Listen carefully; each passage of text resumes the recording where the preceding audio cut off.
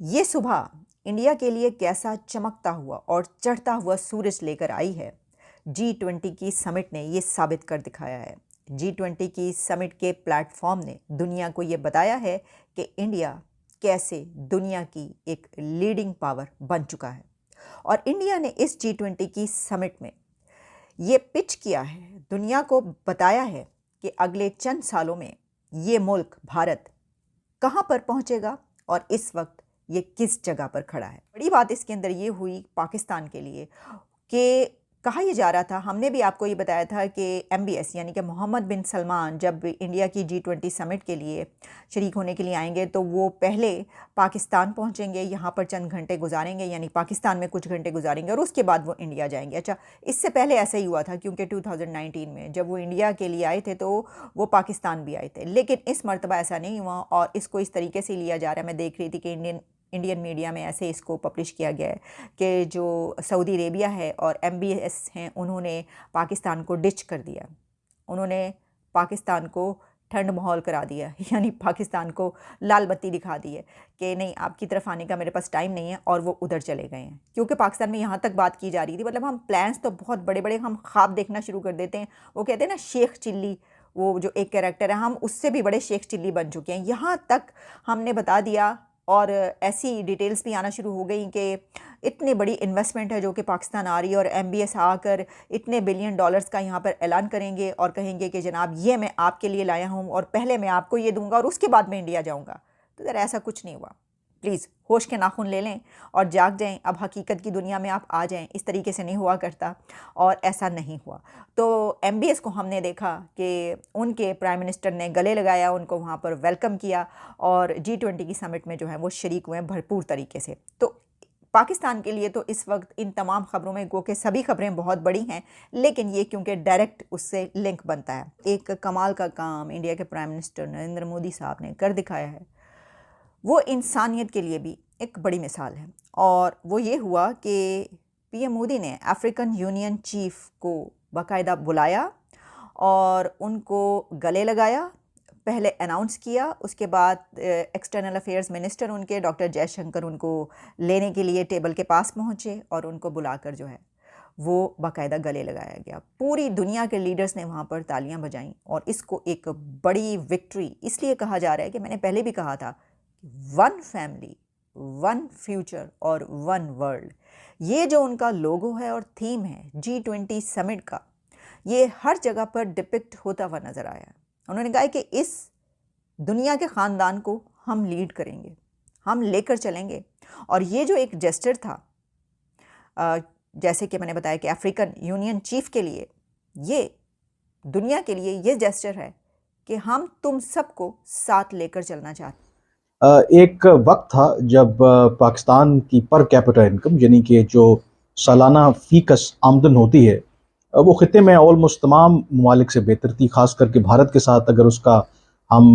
जायज़ा लें या मुकाबला करें तो भारत से भी हमारी जो पर कैपिटा या फीकस जो आमदन थी वो बहुत बेहतर थी। और कई एतबार से जो सोशल और जो इकनॉमिक इंडिकेटर्स हैं, पाकिस्तान भारत से बहुत बेहतर था।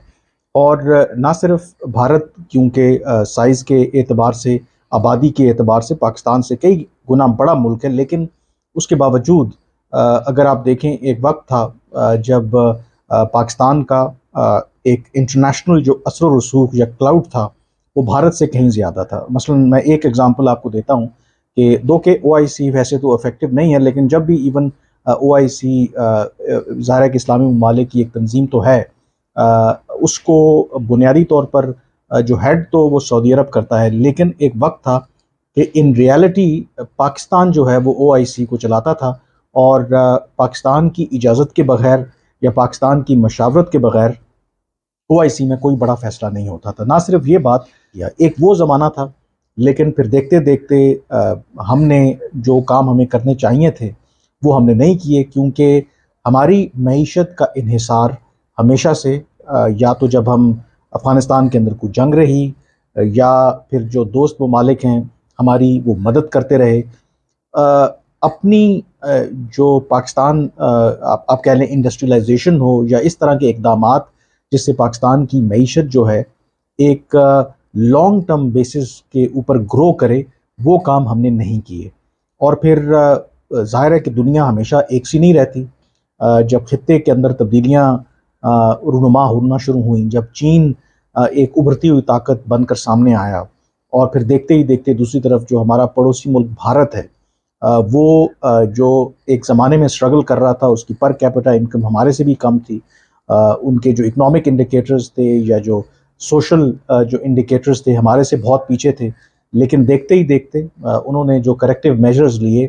ان کے جو مثبت نتائج ہیں وہ آنا شروع ہوئے، اور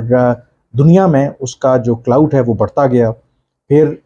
مغرب، خاص کر کے امریکہ اور جو بھارت کے مفادات ہیں، وہ آپس میں جڑنا شروع ہو گئے، اس اعتبار سے کہ دونوں جو ہیں وہ مغرب، خاص کر کے امریکہ اور بھارت، چین کو وہ اپنے لیے خطرہ سمجھتے ہیں، وہاں پر ان کے اپنے انٹرسٹ کنورج ہوئے۔ دوسری طرف امریکہ اور مغربی طاقتوں کا آہستہ آہستہ پاکستان میں جو انٹرسٹ ہے وہ ختم ہوتا گیا، کیونکہ اب جو رہی گئی کسر تھی وہ جب 2021 میں اگست میں جو امریکی اور جو غیر ملکی افواج کا انخلا ہوا، تو جو پاکستان کے پاس ایک لیوریج تھی وہ بھی ختم ہو گئی۔ اور اس کا نتیجہ کیا نکلا کہ آج ہم جب بات کر رہے ہیں، تو ایک زمانہ تھا جب ایون امریکی صدر بھی پاکستان اس خطے میں آتا تھا تو وہ افورڈ نہیں کر سکتا تھا کہ وہ پاکستان کا دورہ نہ کرے اگر بھارت جائے۔ آج ہمارے جو دوست ملک ہیں، ہم جو سعودی کراؤن پرنس محمد بن سلمان ہیں، سعودی عرب کے ساتھ ہمارے اسٹریٹجک تعلقات ہیں، وہ G20 کے لیے اس وقت بھارت کے دارالحکومت دلی میں موجود ہیں، اور G20 سمٹ کے بعد وہاں پر وہ اسٹیٹ وزٹ بھی کریں گے۔ تو آج ہمارا یہ عالم ہے کہ ہم سعودی کراؤن پرنس محمد بن سلمان کی منتیں کر رہے ہیں کہ وہ کچھ گھنٹوں کے لیے ہی صحیح، لیکن وہ پاکستان ضرور آئیں۔ اور اگر آپ مناظر دیکھیں، جو G20 کا سمٹ اس وقت بھارت کے دارالحکومت دہلی میں جاری ہے، یہ پہلا ساؤتھ ایشیا کے اندر G20 کا سمٹ ہے، اور اس کے ساتھ ساتھ بھارت پہلی دفعہ اس کی میزبانی کر رہا ہے۔ اور اگر آپ امیجز وہاں پر دیکھیں، سعودی عرب کیونکہ ممبر ہے G20 کا، اس کے علاوہ بھارت نے کچھ اسپیشل جو گیسٹس ہیں ان کو بھی بلایا ہے، جس میں بنگلہ دیش کی پرائم منسٹر ہیں، ان کو دعوت دی گئی ہے، UAE کے پریزیڈنٹ ہیں، ان کو بلایا گیا ہے، ایجپٹ کے صدر ہیں، ان کو دعوت دی گئی ہے۔ اور جو بھارت کے وزیر اعظم نریندر مودی جس طریقے سے ان کا خیر مقدم کر رہے ہیں، جس طریقے سے ان سے بغل گیر ہو رہے ہیں، وہ سعودی کراؤن پرنس ہوں محمد بن سلمان، وہ UAE کے پریزیڈنٹ ہوں، وہ بنگلہ دیش کی پرائم منسٹر ہوں، تو میسج جو ہے وہ پاکستان کے لیے کہیں نہ کہیں اس کے اندر موجود ہے کہ یہ وہ ممالک ہیں جو مسلم ممالک ہیں، جو کبھی OIC کے پلیٹ فارم کے اوپر آپ کبھی سوچ بھی نہیں سکتے تھے کہ وہ پاکستان کی مشاورت کے بغیر وہ کوئی ایسا سٹیپ لیں گے جس سے پاکستان ناراض ہو۔ لیکن یہ ماضی کی باتیں تھیں، اب تمام چیزیں جو ہیں وہ بہت پیچھے رہ گئی ہیں، اور ہمیں یہ جو ریالٹی ہے اس کو ایکسیپٹ کرنا چاہیے کہ India is on the rise. ہمیں اچھا